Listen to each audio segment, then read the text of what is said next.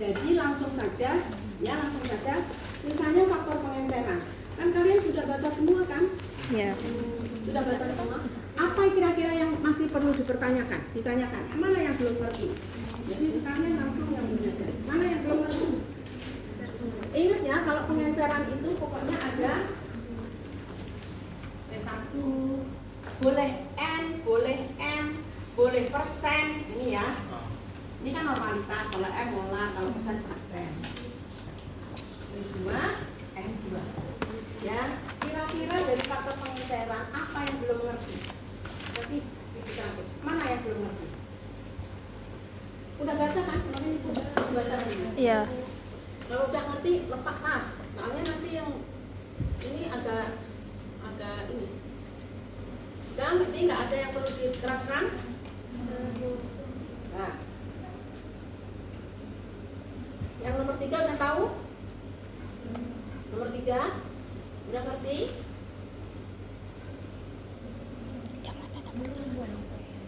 Katanya tadi sudah tahu. Kemarin udah dibaca apa belum? Ibu udah pesen sama si itu. Siapa namanya? Siapa ketuanya?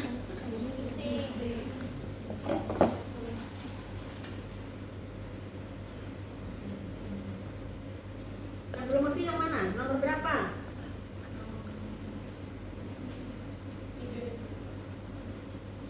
Contohin, Bu. Hah? Nomor 3 ya, coba diperhatikan. Berapa mililiter air yang harus ditambahkan ke dalam 150 ml larutan HCl 0,7 M agar konsentrasi larutan menjadi 0,5 M.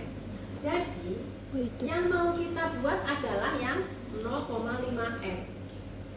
Ini ada 150 ini ditambahkan berapa sih agar dia nanti mendapatkan 0,5 M. Ya, sehingga ini tetap rumusnya seperti ini. Tapi ini di sini kebalik, Ibu udah balik ya di sini. Ini di sini volume yang diketahui berapa tadi? 150. Kemudian 150 ini punyanya siapa? Punyanya 0,7 M kan? Iya. Punyanya 0,7 M. Kemudian di sini P2 ini harusnya P2 ini 150. Tadi yang ditanyakan tambah berapa airnya itu agar mendapatkan 0,5. Berarti di sini P2-nya adalah 150 ditambah X. Ya kan yang ditanyakan adalah X-nya ini. Kalau di situ masih kebalik ya, 0,5. Ini harusnya ini. Kemudian N-nya berapa sih? 0,5. Ini kali ini berapa? 105 sama dengan, kalau ini kali ini berapa? 75 tambah ini kali ini 0,5 X. Yang ditanyakan X-nya tadi tambahannya berapa? Sehingga X sama dengan berapa? 105 kurang 75 dibagi 0,5 sama dengan 60. Jadi yang ditambahkan adalah ini tadi 0,7 sudah ada 150, maka tambahkanlah 60 mili aquades ke sini sehingga menjadi berapa? 210 mili. Ini dia dari 07 menjadi 0,5. Paham ya yang ini? Nah, Paham. ini kalau sudah paham begini dibalik-balik juga bisa saja ya. Lanjut. Soalnya tadi yang dia ini, sekarang yang ini nih, yang ini sudah paham apa belum? Pengenceran, faktor pengenceran, belum paham? Belum. Oke, nah ini dari 25 mg, ya kan? Dia masuk ke 100 mili. 100 mili. Kalau 100 mili, berarti pengencerannya diencerkan berapa? Berarti diencerkan ini dulu. Berarti 25. ini pengencerannya berapa? 100 mili. Kadarnya berapa sih kadarnya? Atau konsentrasinya? Ingat ya, kalau konsentrasi pasti ada gram per mili. Maksudnya miligram per mili, bobot per mili. Jadi ini adalah 25 miligram per 100 mili sama dengan per milinya berapa jadi? 0,25 miligram per mili sama dengan 250 mikrogram per mili. Paham sampai di sini? Kan ini 25. Ya. Berarti dalam 100 mili ada 25 miligram zat. Kalau di sini jadi per milinya berapa? Jadi bagi 100. Ini masih miligram. Diubah. Kemudian dijadikan mikro kali berapa? 1000. Inilah yang disebut dengan ppm. Part per million. Apa mikrogram per mili? Artinya di dalam 1 mili ppm. ada 250 mikrogram zat. Dari sini tadi faktor pengencerannya adalah ini ya, pengencerannya. Dari sini diambil 4,0. Paham 4,0 dan 4? Paham nggak? Kenapa ini disebut 4,0? Artinya 4,0 adalah kuanti. Maka mengambilnya harus menggunakan alat yang kuanti. Apa? Pipet volume. Nggak boleh menggunakan gelas ukur. Bedanya kalau ambil 4 mili boleh menggunakan gelas ukur. Kalau 4,0 harus menggunakan pipet volume. Ingat ya itu. Ini artinya kuanti. 4,0 pipet Masuk volume. dalam 50 mili, ya kan? Berarti faktor pengencerannya berapa? Di sini pengencerannya adalah, ingat nih, 50 dibagi 4. Berapa? 12,5. 12 setengah kalinya. Dari 4 dia jadi 50, berarti 50-nya di atas dibagi 4. pengambilannya. Konsentrasinya berapa? Ini kalau 1 mili isinya 250, kalau kamu mengambil 4 mili berarti 4 kali 250 mikrogram dilarutkan dalam 50 mili. Jadi berapa ini? 20 mikrogram per mili. Jadi dalam 1 mili ada 20 mikrogram. Dari sini diambil 2,0 mili. Dilarutkan dalam 12. Berapa pengencerannya? Berarti pengencerannya berapa? 25 dibagi 2. Ya, 25 dibagi 2 mili. Jadi berapa? 12,5. Konsentrasinya jadi berapa? Berapa tadi? 2 dikali 20 mikrogram dibagi 25 mili. Berapa? 1,6 mikrogram per Mili. paham ya? Sama di sini. Tapi ini kan satu. Jadi kalau kamu ini di semua gitu, berapa sih Bu dari sini ke sini? Jadi berapa kali pengencerannya itu? Berarti tadi dari 100 ini, mana tadi faktor pengenceran 100? Dari sini nih, 100 mili kali berapa? 50 bagi 4 mili ya, mili kali 25 dibagi 2 mili. Ini sama dengan berapa? Tinggal dihitung caranya. Berapa nih? Ini 12,5, ini 12,5. 100 kali 12,5, 12,5 berapa? 12,5 kali 12,5 kali 100 berapa? Berarti dari sini ke sini pengencerannya adalah berapa?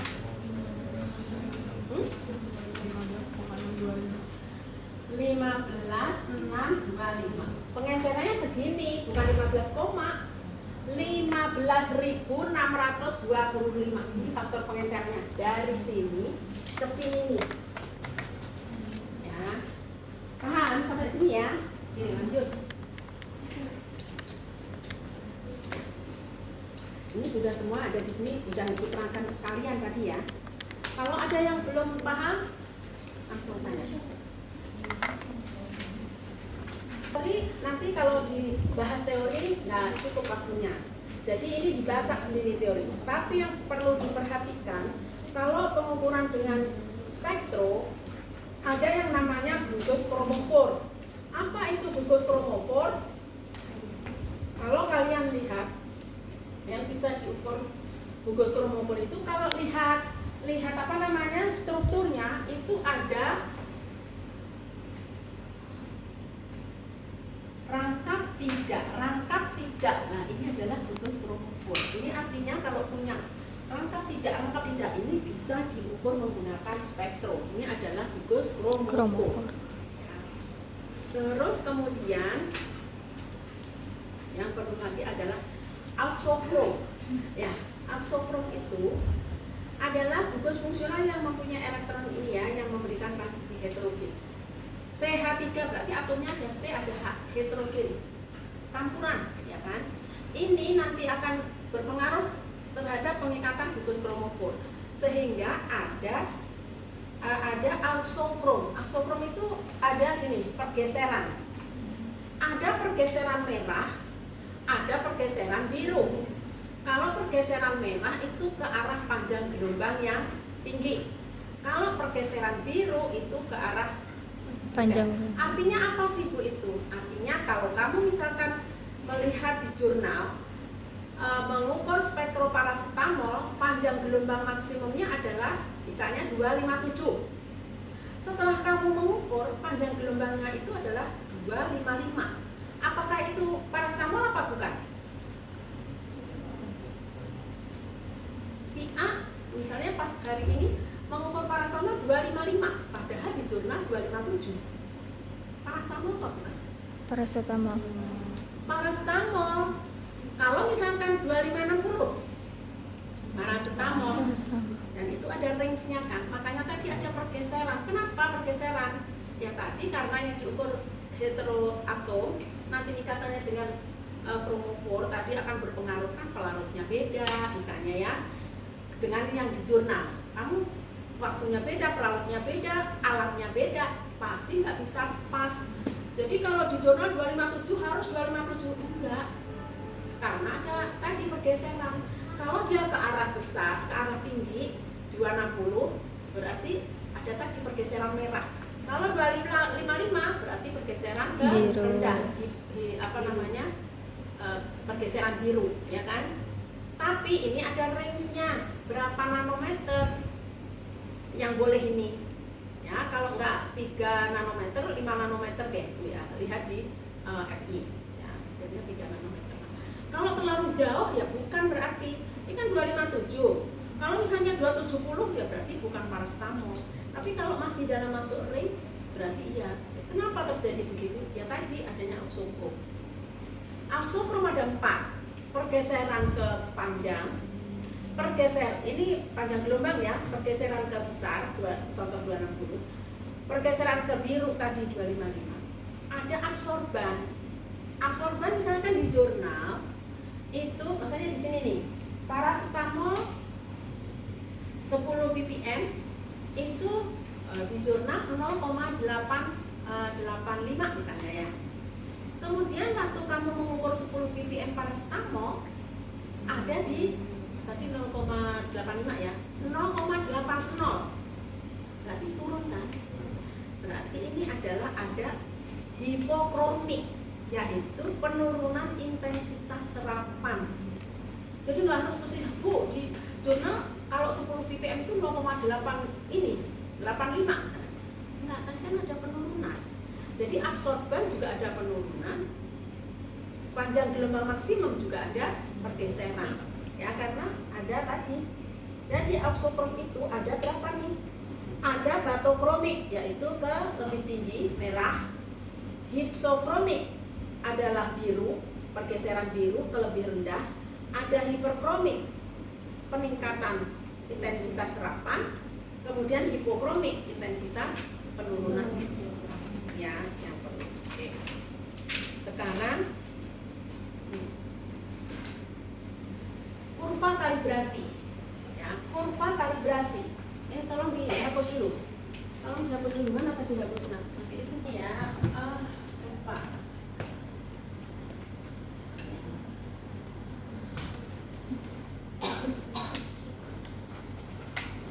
Sini X, ini Y.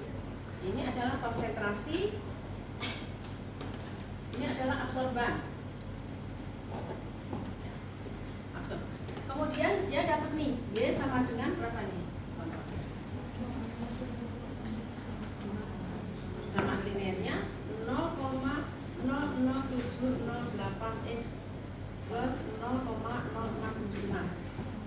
R-nya sama dengan 0,9997. R kuadrat sama dengan 0,9994 ya. Ini kalau misalkan linear, kalau ini harusnya mendekati 1, itu artinya linear. Ya, sama dengan ini juga boleh begini, cuma bedanya kalau ini adalah hubungannya dengan variabel terikat dan variabel bebasnya. Jadi dilihat ini aja bisa 0,0 ini artinya linear. Nah sekarang ini kan sama dengan, sebenarnya ini sama dengan Bx plus A, ya kan? Ini bisa juga atau Y sama dengan, ada yang nulis begini. Tapi yang penting adalah yang ada X ini namanya apa? B. Slope. Slope. Yang ini adalah intercept. Jadi meskipun ini A, ini tetap namanya slope. Slope. Karena ada X-nya ini. Ini adalah intercept. Intercept. Apa sih yang disebut dengan slope dan intercept? Ada yang tahu? Slope kemiringan. Ya, slope kemiringan ini. Ya, slope. Kalau intercept perpotongan garis ini dengan garis Y ini di sini. Maka A ini intercept itu yang bagus adalah 0. Kalau 0 di mana? Perpotongan antara ini dan garis Y adanya di sini. Ini berarti kalau begini ini interceptnya 0. Kalau begini interceptnya adalah plus. Maka A itu kan ada plus, ada min kan? Kalau dia di sini berarti dia Minus. min. Ya, min. Udah tahu kan sekarang intercept dan slope. Ya. Nah sekarang perhitungan kadar. Ya, tinggal perhitungan kadarnya tinggal gini kan saja. Kalau misalkan ini sudah punya ini ya, misalnya sudah punya ini. Kemudian di sini ada absorban nih, penetapan kadar ini 2 kali ya dulu. Absorban 1 adalah 0,3838 misalnya ya. Ini apa nih paracetamol? Absorbannya sama dengan 0,3838. Tinggal masukkan ke sini saja, berarti ini 0,3838 sama dengan 0,00708X plus 0,0676, ya kan? Kemudian X sama dengan 0,3838 dikurangi 0,0676 dibagi 0,0708. Ini X. X apa ininya? Ibu nggak ngecek lagi ya, benar nggak nih teman-teman?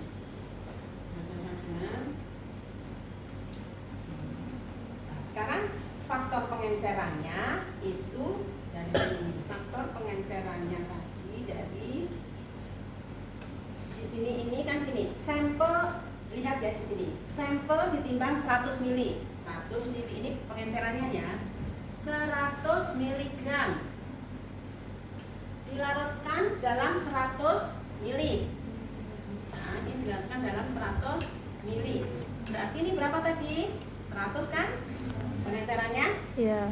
Nah, itu 100. Kemudian dipipet 1 dalam labu ukur 50. Berarti kali ini. Berarti kali berapa? Kali tadi loh yang tadi pengenceran timbang 100. Masukkan dalam 100. Berarti kan 100 mili pengencerannya. Dari sini diambil 1 dilarutkan dalam 50, berarti kali berapa? 1. Kali 50 dibagi berapa? 1. Ini kan, jadi 5.000 5.000 mili ya. Nah ini X ini kan sama dengan berapa ini hitung? Coba. 44,661. Ini masih mikrogram per mili karena ini konsentrasi kan X. Maka untuk kadarnya sama dengan 1 faktor pengenceran. Ini kan kali faktor pengenceran. Di sini X-nya sama dengan 5,5. Ini makanya ini ikut belum cek ya. 0,3838 dikurangi 0,0676 dibagi 0,0078 40, ini salah ya, yang ini berarti nggak mau cek hitungan. 1,53 benar nggak? Hah? Benar nggak? X-nya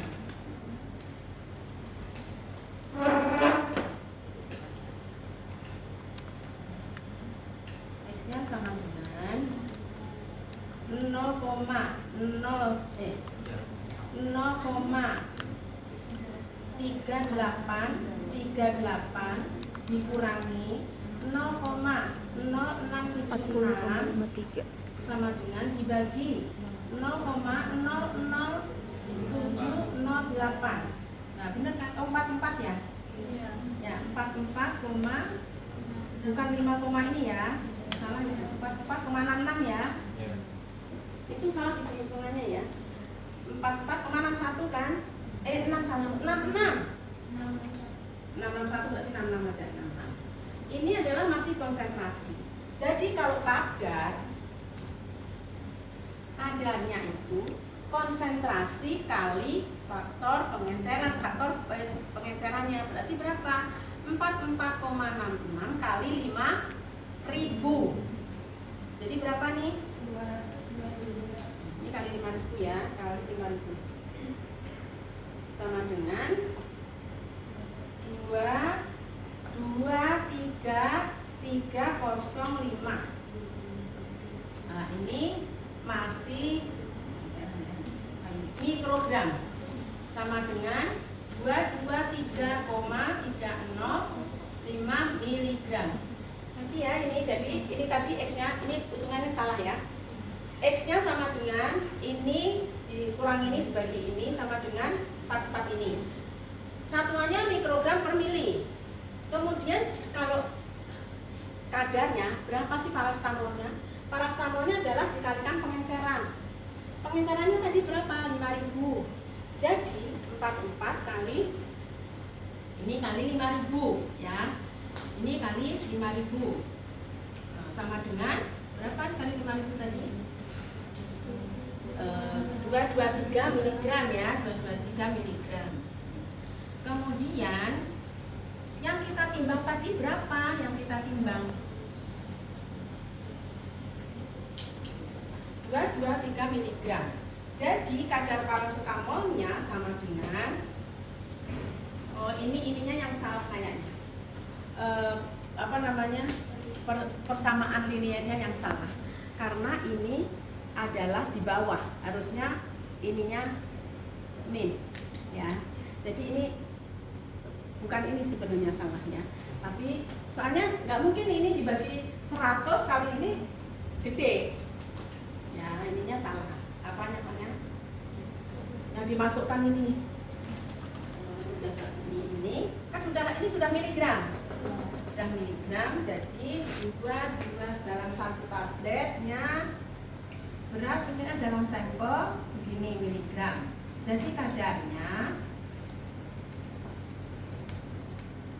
ini berapa tabletnya? Berarti kadarnya berapa? 22. Nah ini masih salah ininya. Harusnya nggak segini. 22 kadarnya itu kadarnya segini miligram berapa persennya. Nah kalau misalkan satu tablet itu 500 miligram, ya udah kali 100%. Ya, kalau dalam tablet. Kalau yang ditimbang tadi berapa yang ditimbangnya berapa tadi? Ditimbang berapa? sampel ditimbang 100 mg. Nah, 100 mg berarti ini 100 mg. Nah, ininya yang salah ini. Karena apa? Kalau ininya ini kan kalau kamu lihat di sini kan? Di sini kan harusnya min, tapi itu plus, jadi salah ini. Paham ya ini? Jadi ini nanti dikalikan tadi nimbangnya berapa kali 100%. Ya, oke lanjut ya. Sekarang yang kombinasi. Ini masih berapa menit? Masih ya? Sekarang yang kombinasi. Tadi yang yang satu belum sempat kombinasi. Sekarang kita menghitung, coba kita menghitung penetapan kadar paracetamol dan kafein. Ini contohnya adalah tablet Bodrex. Ya. Ini dihapus dulu. Jadi Bodrex. Bodrex itu kandung dalam satu tablet mengandung 100 mg paracetamol dan 65 mg kafein. Bagaimana cara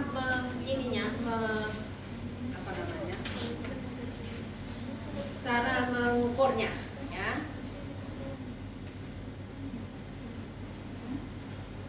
Jadi harus menimbang dulu. Kalau kalian disuruh menghitung kadarnya, ini ada tablet Bodrex. Di label itu dibilang dalam satu tablet itu kandungan paracetamolnya 100 mg, kafeinnya 65 mg. Sekarang kalian harus ngecek ini benar nggak sih berapa benarnya. Lah maka ini kalian harus membuat baku pembanding dulu, ya, membuat baku pembanding dulu. Kemudian ini di sini ada, dicek dulu, membuat baku pembanding, kemudian dicek di di spektrum. Spektrumnya seperti ini membuat ini dulu, mencari panjang gelombang maksimum dulu, ya, panjang maksimum gelombangnya itu berapa gitu. Nah, udah ketemu nih. Jadi di sini gambar 4 di atas diperoleh panjang gelombang yang memberikan serapan maksimum paracetamol pada 245. Ini dilihat, oh ini panjang gelombang maksimumnya di 245 paracetamol. Dari gambar ini diperoleh panjang gelombang memberikan kafeinnya 273. Jadi ada serapan untuk kafein panjang gelombangnya 273, paracetamol 245. Kemudian dicampur nih standarnya tadi. Maka ada spektrum begini. Ya. Maka dari gambar lihat bahwa kafein pada panjang 725 mempunyai serapan yang lebih kecil. Salah, ini harusnya yang mempunyai serapan lebih kecil pada 273 adalah paracetamol.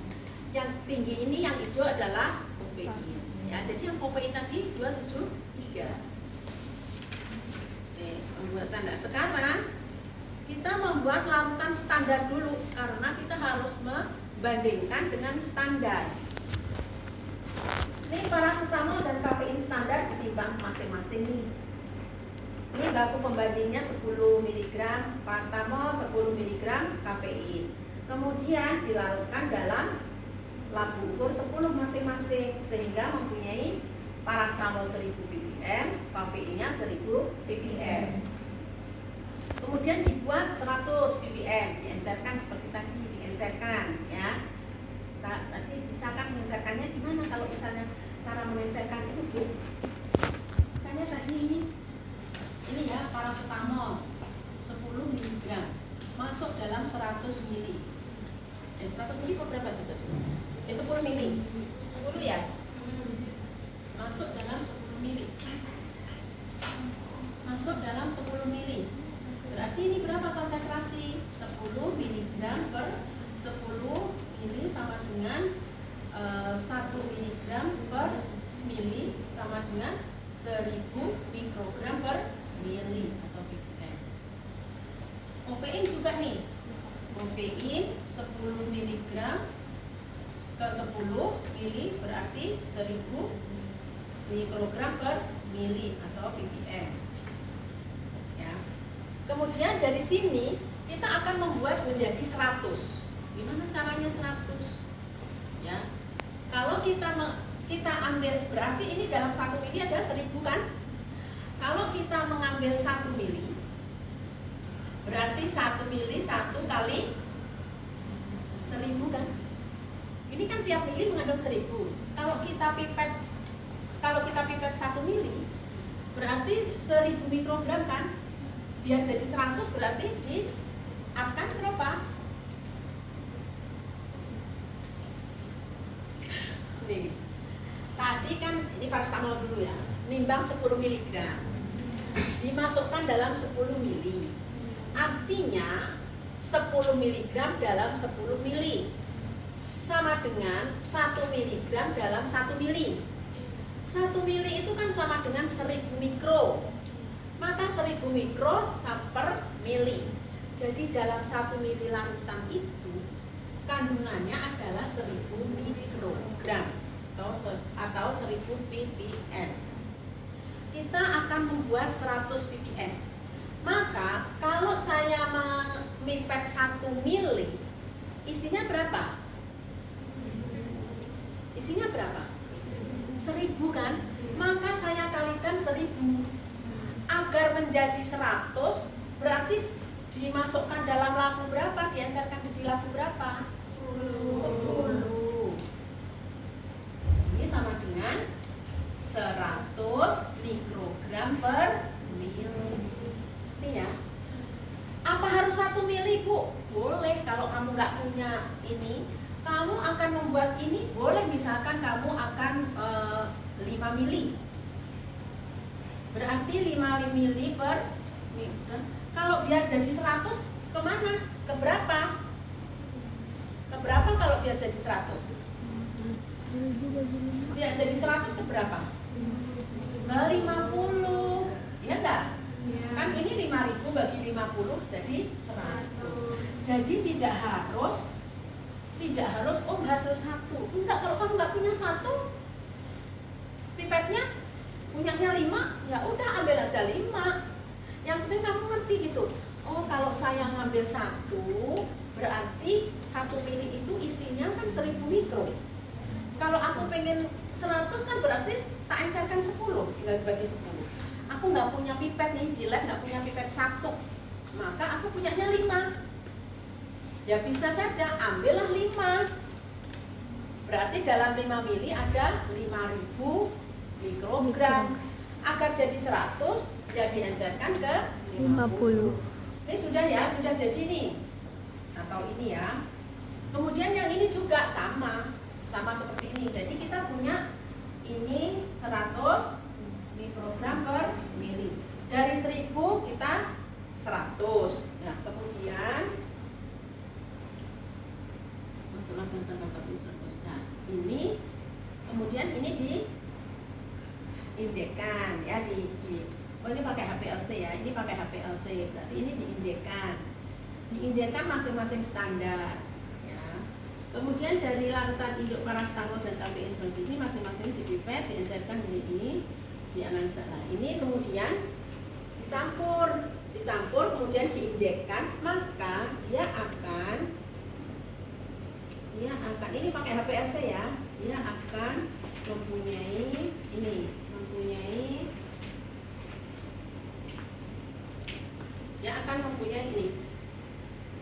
ini tadi ini kromatogram campuran standar paracetamol 100 ppm dan kofein.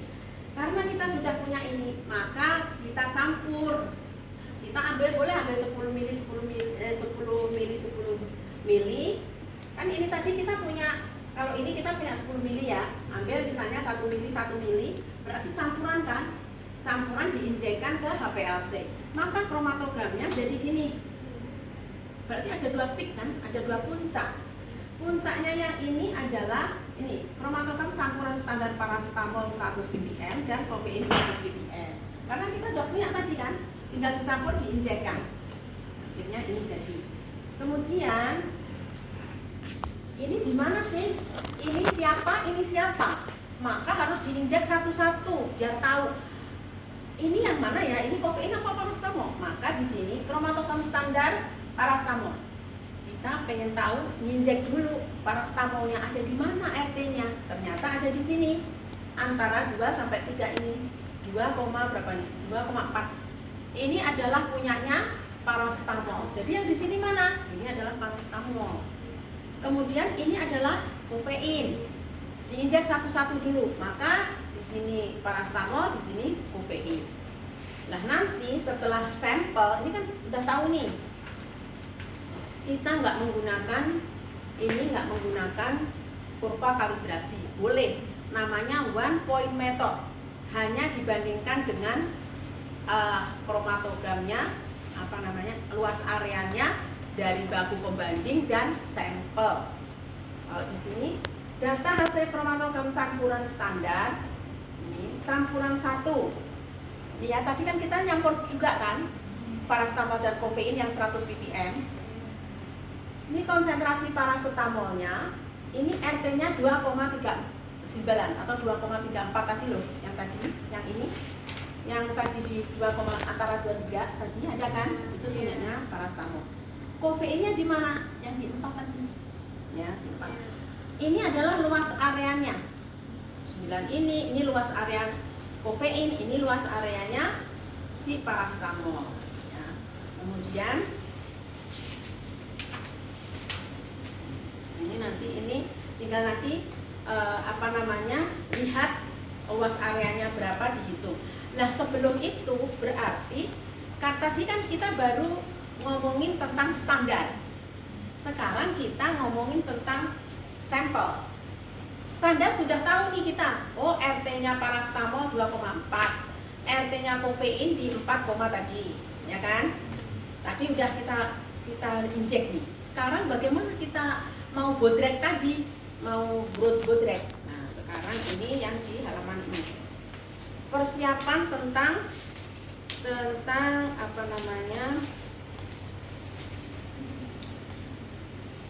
nih, ya. Lihat di halaman 4 nih, di halaman berapa ini ya. Penetapan kadar paracetamol dan kafein dalam tablet kombinasi dengan metode KCKT dengan HPLC nih ya. Merek dagangnya ini sebenarnya Bodrek ya. Di sini nggak ditulis. Kandungan 1 tablet ya, kandungan 1 tablet misalnya nih Bodrek ya. Kandungan 1 tabletnya itu mengandung 500 mg paracetamol dan 65 kofein. Berat tablet itu adalah 20 tablet 14,004 gram. Kalau kalian lihat makanya sampel itu harus homogen dan representatif. Artinya mewakili. Nggak boleh kalian hanya mengambil 1 tablet, harus 20 tablet. Digerus, sebelum digerus ditimbang. Timbangannya 20 tablet itu adalah 14,00 gram. Berarti timbangan 20 tabletnya. Nah sekarang prosedur kerjanya, pengkondisian alat. Jadi sebelumnya itu KCKT-nya itu dikondisikan dulu, ya, dikondisikan dulu. Kolomnya menggunakan C18 ODS, oktadesisilan ODS itu. C18 kita menggunakan C yang rantainya 18. Kolom HPLC kalian tahu kan? Nah kita menggunakan C18. Harus ditulis karena ini kondisi HPLC-nya. Kemudian laju alirnya 1,0 mili per menit. Jadi kita setting 1 mili. Kemudian volume injek 20 mikro. Injeknya itu ada 100 tapi di situ sudah yang masuk hanya 20 mikro. Maka yang lainnya ada di dos itu di sisa. Detektornya tadi menggunakan 273 nanometernya tadi punyanya si tadi kan udah dicari kan. Yang gede adalah 273 ya. Komposisi fase gerak menggunakan air metanol. Ya, air dan metanol kesegeraknya. Waktu analisisnya 10 menit. Nah, sekarang kita coba menghitung nih. Menghitung ya. Identitas sampelnya ini coba kalian menghitung berapa, kan di sini harusnya ini kan penetapan kadar sampel. Penetapan kadar sampel diawali dengan menghitung berat 20 tablet yaitu 14,004 gram. Ditimbang seksama sampel mengandung paracetamol 100,0 mg. Berarti kan nimbangnya berapa? Nimbang serbuknya 100 apa bukan? Ngerti nggak maksudnya? Kita akan menimbang paracetamol 100 mg. Berarti kita timbang serbuk tadi kan dari 20 tablet digerus. Sebelum digerus ditimbang. Kita gerus nih. Kita disuruh menimbang yang setara dengan 100 mg. Ini masih ada kan? Masih. Masih, Bu. Ditimbang 100 mg paracetamol. Bagaimana menimbangnya berapa? Menimbang serbuknya berapa? Hah? Ya enggak 100 dong. Ya. Ini Ibu kasih tahu yang cepat. Kalian harus menghitung ini, ya, menghitung ini. Tapi nanti kalian coba ini, Kak, Ibu kasih tahu yang cepat, ya, yang cepatnya itu. Alip cepetan. Alip cepetan lagi. Lama bener sih Alip.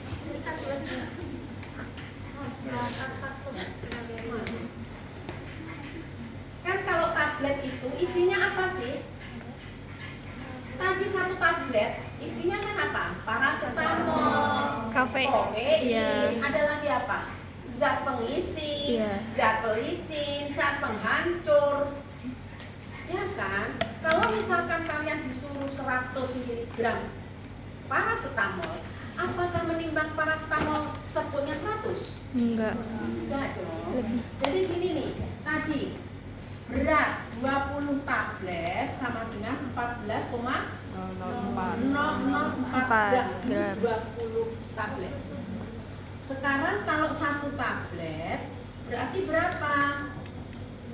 0,7002 ya, itu ya.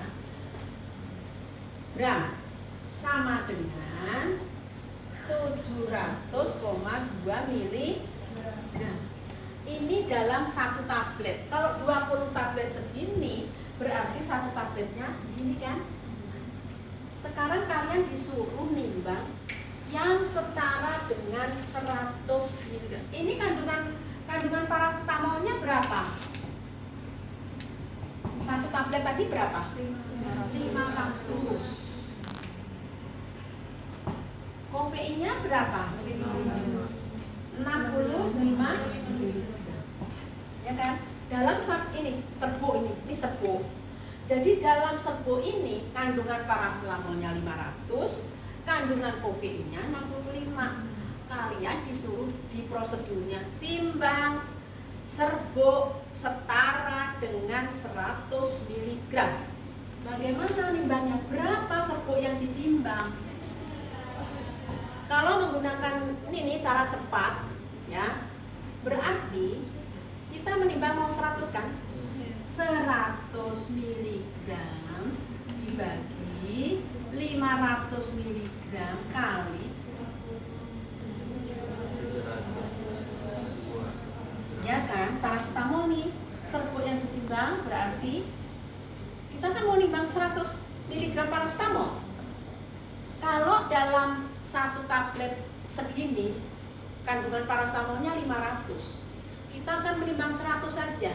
Maka 100 per 500 kali ini sama dengan 140,04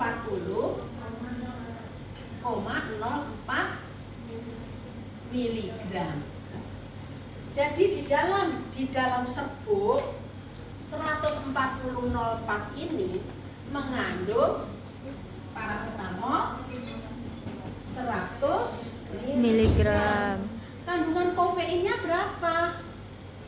Kandungan kofeinnya berarti kandungan kofeinnya, ya, kofeinnya sama dengan ya, dalam 140,04 miligram. Karena ini yang ditimbang tuh serbuk kan ini. Padahal serbuk ini kan kandungannya ada paracetamol, ada kofein, ada apa ya? Berarti dalam ini ada berapa kofein sih? Berarti kali 700,2 miligram. Kalau dalam 700 ini kan kandungannya 65. Berarti kalau dalam 140 ini berapa kandungannya? Sama dengan 13 miligram. Jadi dalam ini terkandung PCT 100, kofeinnya 13 miligram. Kalian nanti cek ya, cek dengan menggunakan rumus ini, sama hasilnya. Cuman kalau rumus ini, kalian nih misalnya berarti ini ya, serbuk tablet yang ditimbang ini berapa miligram? Kan tadi mau paracetamol mau 100 kan? Taruh ini 100 dibagi 20 tablet kali per tabletnya berapa, kali beratnya ini berapa, nanti hasilnya sama. Kalian coba. Tapi kalau ibu itu biasanya cepat aja seperti ini.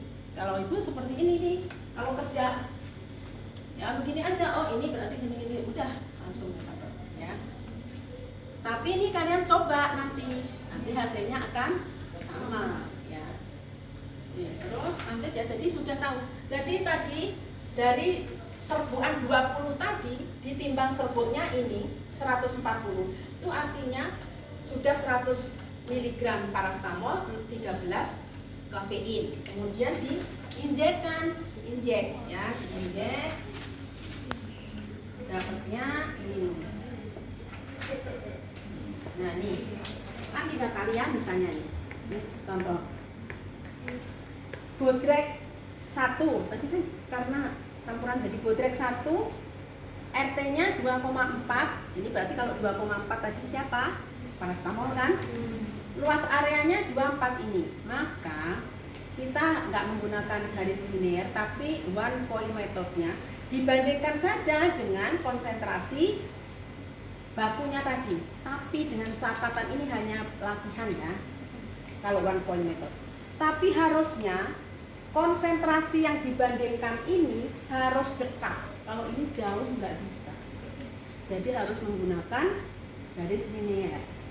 Kalau misalkan begini, ini kan konsentrasi luas areanya Bodrek 1 paracetamol 2.438.758. Di sini digunakannya baku pembanding 9.494, ini nggak bisa. Dari 2 juta ke 9 nggak boleh ya. Tapi ini hanya diajarin untuk menghitung.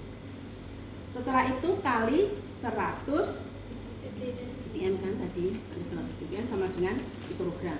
Jadi bobot per sampelnya konsentrasi ini kali faktor pengencerannya berapa tadi? Faktor pengencerannya kan tadi dari 10 diambil 0,5. Oh ini di sini lihat di prosedurnya ya. Jadi dari 10 diambil 0,5 diatkan 10 diambil 1 diatkan 20. Jadi segini. Jadi kadarnya bobot ini yang didapat dibagi kesetaraan. Kesetaraannya berapa tadi? 500 kali 100%, sehingga dapatnya 102%. Yang penting kalian sudah bisa tadi kesetaraan tadi, nimbangnya sudah bisa, kemudian diinjekkan, kemudian kalau diinjek di HPLC yang dilihat apanya? RT. Retention time tadi ada nggak sih yang sampelnya sama di bakunya tadi di 2,4? Oh ada nih 2,4 muncul. Oh berarti ini di sini nih. Oh ini ada nih, kan sampel serbuk tadi kandungannya ada paracetamol, ada kafein kan? Yang paracetamol kan yang 2,4. Jadi setelah diinjekkan ini nih ada di sini. Nah, ini adalah kofein. Oh, ini adalah paracetamol, ini kofein, ini pelarut. Di 2,4 kan di sini nih, 2,4 ya. Ini adalah kofein. Maka tinggal ngitung saja. Dibandingkan dengan luas areanya si standar tadi. Standar kan ada di sini. Nah ini nih standar. Ini kan kita standar. Standarnya berapa luas areanya parastamol? 928. Ini 928 di mana nih 928? 928. Oh dia pakai ini campuran 1.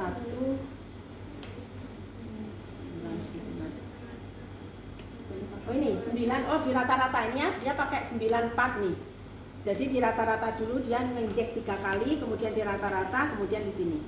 Baru kali 100. Tadi kan kita ininya 100 ppm, 100 kan? Nah, sama dengan nih karena konsentrasi masih ada per mili. Ya, kemudian dikalikan pengenceran. Setelah pengenceran berarti ini bobotnya. Nah, tadi adalah kesetaraannya tadi berapa? Nimbangnya kan disetarakan dengan 100 kan? Maka dibagi 100 kali 100%.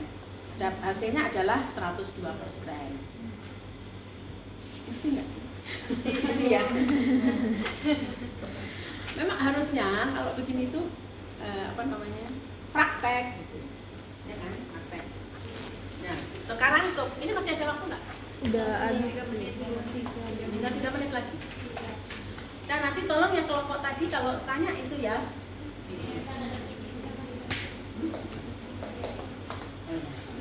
Tadi udah difoto Ibu ya? Yang pertama ya udah ya?